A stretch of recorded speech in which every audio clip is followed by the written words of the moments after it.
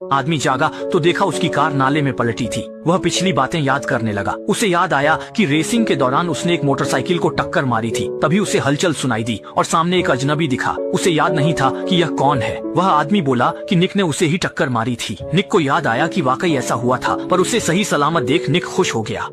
वह इस बात से खुश था कि उसे अस्पताल का खर्चा नहीं उठाना पड़ेगा, लेकिन बगल में खड़ा आदमी उलझन में था। इतनी भयानक दुर्घटना के बाद भी दोनों को कोई चोट क्यों नहीं आई? उसने निक से पूछा कि क्या उसे याद है कि एक्सीडेंट के वक्त उसे कोई चोट लगी थी। इस पर निक को भी याद आया कि सच में उसने सिर पर टक्कर खाई थी, लेकिन हैरानी की बात यह थी कि अब उसके पूरे शरीर पर कहीं भी कोई खरोंच तक नहीं थी। क्या ऐसा हो सकता है कि उसमें अब कोई भी चीज असर नहीं करती? मगर उस आदमी की राय इससे अलग थी।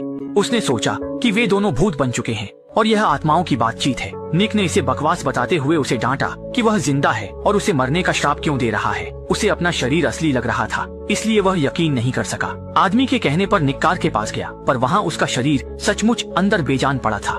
निक को अपनी आंखों पर यकीन नहीं हो रहा था कि वह मर चुका है। वह कांपते हुए इसे बस एक सपना मानने लगा। उसने सोचा, अगर यह सच है तो लाश कहाँ है? शायद उसकी लाश कार के नीचे दब गई है। निक घबराया था, पर वह आदमी शांत था। उसने कहा कि मरने के बाद भूत बनना वाकई कितना अजीब है, और निक को हिम्मत रखने को कहा। निक अब भी पागलों की तरह बड़बड़ा रहा था कि सब मरकर भी बातें कर रहे हैं। वह इसे बुरा सपना समझकर हकीकत से भाग रहा था, ताकि वह इन सब का सामना कर सके।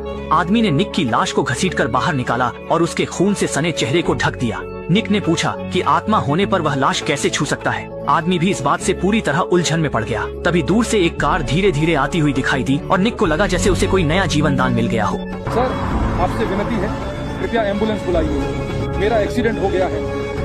उसने सावधानी से उस आदमी को आगे बढ़ने का इशारा किया, लेकिन दोनों ने यह नहीं सोचा था कि वह आदमी झुकते ही लाश की जेब से बटुआ निकालने लगेगा। निक तो हैरान रह गया। सामने वाला सच में उसे देख ही नहीं पा रहा था। बटुआ मिलते ही वह आदमी तुरंत अपनी कार में लौट गया। जाते जाते उसने लाश को ध्यान से पार भी किया। इस वक्त निक को आखिरकार यकीन हो गया कि वह सच में एक भटका हुआ आत्मा बन चुका है। तभी तेज बर्फ गिरने लगी। प्राचीन मिथक के अनुसार ऐसी निशानी का मतलब है कि कोई स्वर्ग जाकर देवता बनने वाला है। आदमी ने निक से पूछा कि क्या उसने कभी कोई बुरा काम किया है। निक ने कहा कि वह हमेशा ईमानदार रहा, बस एक बार अपनी बीमार और तकलीफ में फंसी पत्नी की जान ली थी ताकि उसे मुक्ति मिल सके। तभी पीछे अचानक धमाका हुआ और दोनों मुड़कर देखने लगे।